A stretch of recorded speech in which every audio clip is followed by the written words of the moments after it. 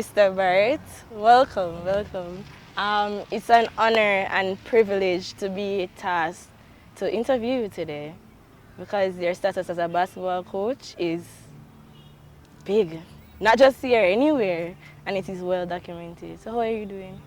Well, I'm fine, I'm Daniel. As everybody know, Daniel is my daughter. She's the captain for the basketball team, and we are into the semi-finals at the girls' league.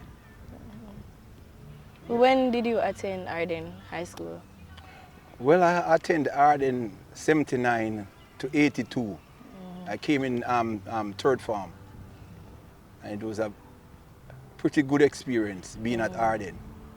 And when did you get involved with basketball? Well, I get involved with basketball in third form when I came in, but I was a football player. I was a soccer player, and I played on the Colts team that year. Yeah. And while playing football, the basketball coach saw me coming from the football field, and him say, "Come to me, tall boy, I need you to come out and play basketball." And I laughed and said to him, "Well, those days, playing basketball seems like a more girly sport. So I didn't even mention to him that I don't play girly sport. I play football, soccer, and it was, so and he laughed. No. That was those days, 79, and he laughed and said, "You better come try, and you will see if it's really a girly sport, a more tougher sport than football, And I say, "Yeah, man, when football season finish, I'll definitely come, and try it out, because I love sport." And who were like the people around you at that time that inspired you during those years? To basically play basketball. Well, as I was into sport, so with cricket, track and field. I run a lot of some track and field as well while I were here. I try even the 4 hurdles. 80 when it introduced at Champs. I tried the 4 hurdles, but it didn't really work out. And like the NBA at that time, who was your biggest? And then I want to tell you, during that time, the NBA was even going on. So after I started learning how to play basketball, I'd start watching some basketball on TV. And the New York Knicks was my team. Patrick Ewing was my player at that time, Big, rigid center for the New York Knicks. All right. And how did you manage the balance between academics and sport at the time? As a student playing for those years, how did you manage between the two of them? Well, it wasn't easy, but I tried to do my sport. When I go home, I would have dinner, got to sleep, and then get up like 2 o'clock. 2, 3 o'clock and do some studies. Yes, and on the weekends, especially on a Sunday after leaving church. Sunday was a day when I definitely after church, I decided to do some schoolwork as well. Knowing that during the week, I play a lot of football and then basketball. And to a later extent, I was at the track training as well too. And describe like a typical day as a student playing basketball back then. What was it like? Well, after school, finish, I'd definitely rush to the basketball court, change, get ready for training because coach was on time. One thing with the coach that used to coach us, Mr. Brown, who is at George's coaching now. He was my coach back then, in 79, 80 season. And he was a man for discipline, and you have to get there on time and get ready for training, And he normally finished training the required time so we could go home. you know. So it wasn't bad at all. Balancing both academics and sport. And describe now, alright, so you're back at Arden now, you graduate and you're here. Describe being a coach over the years. Describe the experiences going through different kind of children and different attitudes and different even development. So describe what's that up to now. Well, I just want to go through a short history with how I get back to Harden to really coach basketball at Harden. You know, I get back here 88. I started the program 88. Yeah. You know, I went to Mr. Ebanks and asked him if I could start back basketball, because there was no basketball at that time. You know, the rims them did tear down, and when I came back, the rim them did tear down. You know, and the surface was really mashed up and everything, you know. And he said that he would definitely get it fixed, you know, resurface for me and thing, you know. And I mean, in no time he got it resurfaced, you know, and the court was down by the canteen and where the gym is at this time. That's where we used to play basketball, you know, close to the field. You know. So I came back and we started 88. You know. Me and him have a long discussion, and I said to him that, Mr. Banks, I want these boys to play basketball, but I'm not in the mood to take part. We are here to win. You know. So what we did, we trained for a whole year, and we entered in 89. I started 88, and we went through a whole entire year, and then we entered the competition the following year, you know, which was 89. Yeah, and within 2 years, we won the under 16 championship. Oh. So describe someone like the greatest achievements will come throughout your world time. Some of the greatest players them you coach and come through your hand. Describe that to me. Well, there's a number of boys who came through the basketball program under my coaching that got scholarship overseas to Division 1 university, Division 2 university, you know, and high school as well too, you know. And just to name a few, we're talking about guys like Robert Green, Carson Duncan, Yuan Perry Mattis, Dwayne Bryan. You know, or I have to leave out guys like Alfonso Francis, you know, Tyvee Richards, you know, and Kevin Young. Kevin Young was a youngster who was like 6'9", big, almost 300 pounds. Jeez. But he was young. He left here in 9th grade, 9 going 10th grade, to a high school in the States. And then he ended up at University of Missouri, where he played for 4 years. And went into the draft, the NBA draft.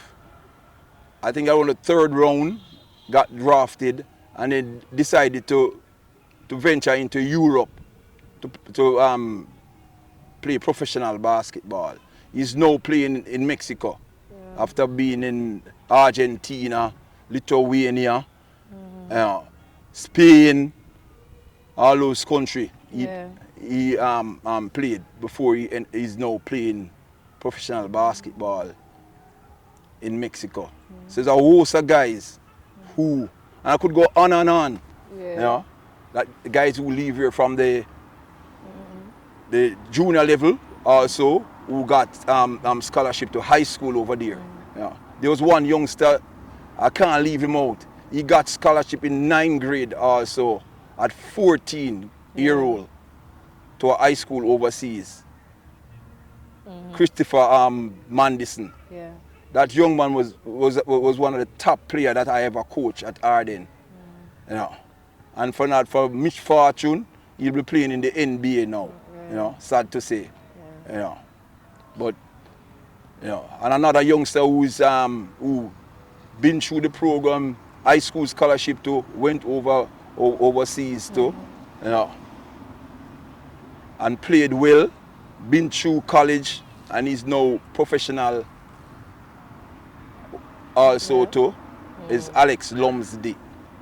Yeah, that's another good player. And there's several others. I could go on and on and on. And I want to shine light on the girls them now. You know, as being the captain of the girls basketball team, I want to hear about the girls them. What's some of the best girls them you coach? Because the first time we entered, I'm hearing that we won the first ever girls competition. And now we're back after much years of not being up there, you know, in the finals to get that championship again. So name some of the best girls them who come through and Well, some of the best girls them that been through the program and made national teams. Yeah. We talk the first set of girls them who win back-to-back championship. You know, girls like Roxanne Arton, Keisha Walker, and a host of other girls. what about Jadine? Jadine came after and win championship to Jadine McGee, Pauline Natty, yeah, another good one who came through the Arden girls program. You understand? Yeah.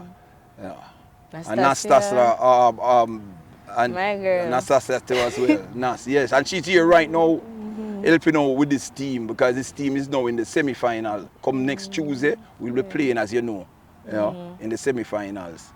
Winning. We're trying to get to that finals. All right.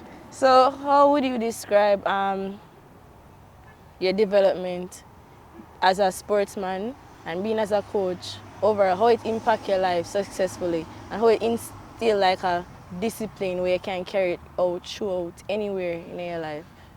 I would say to youngsters, and I always preach it to youngsters that I come across or coach, you know, that sport is one of the best avenue to get involved with. It teaches you a whole lot. It teaches you to be disciplined. It's a whole life skill, experience, doing sport. It keeps you out of trouble. I preach it every day to the youngsters that I coach, both boys and girls. Once you've been in sport and doing the basketball, it makes you do better schoolwork. It makes you be a more disciplined youngster. It makes you more rounded. Basketball take me far and wide, overseas. I've been to several Caribbean islands and tour with the national team, and in the US as well too. And what is your advice to students, just on the general students, even mostly to sports people, most of the students involved with sports? What's your advice to them? Well, my advice to them is that, come out and do your sport. Balance it with academics, and the sky is the limit for you. Okay? But I just want, before I wrap up, I just want to give a big shout out to Principal Ebanks, Miss Tyson, Miss Malloy, who have been through, Mr. Robert, the host, a principal, I've been through here. And Arden basketball is the #1 basketball team of all times. Jamaica. And I'm the winningest coach in schoolboy basketball. That's right. That's right. I got this trophy plaque from the Basketball Association a month ago. They're the one who honored me and restored that whole thing, because they knew the work that Coach Barrett put in over the years. I've been in here coaching basketball for 35 years. As being the winningest coach in schoolboy basketball history in Arden and in the country. No other team win the amount of championship that Arden have won in basketball. Win at all levels, under 14, under 16, under 19, and the girls. You know, Yeah. and as I said, we're going for this championship Yeah. this year. Okay? Yeah. And give me a little advice or a little inspirational quotes for the students who want to wear blue and gold. Well, I said it in a lot of interview. You know, if you coach Barrett, you see blue and yellow blood. Run out of Coach Barrett. Okay, it's always Arden. Arden forever. You understand? Right. And I hope that my two girls that is at Arden, you Daniel Seek the best. and Bobby and We seek the best. will always seek the best. Okay? Yeah, man. Optima. Optima. We are the best. Baby. Thank you so much, Coach Barrett, Daddy, for doing this interview with me this evening. It's been, like I said, an honor and a privilege to, as an athlete, as a mentor, to just come back and speak and we get a little brief insight on what it's like, what it was like. And I can't thank you enough because you're such an inspiration to me and Bobby and to the girls, to your team boys, sons, daughters. We appreciate you so much. Thank you so much.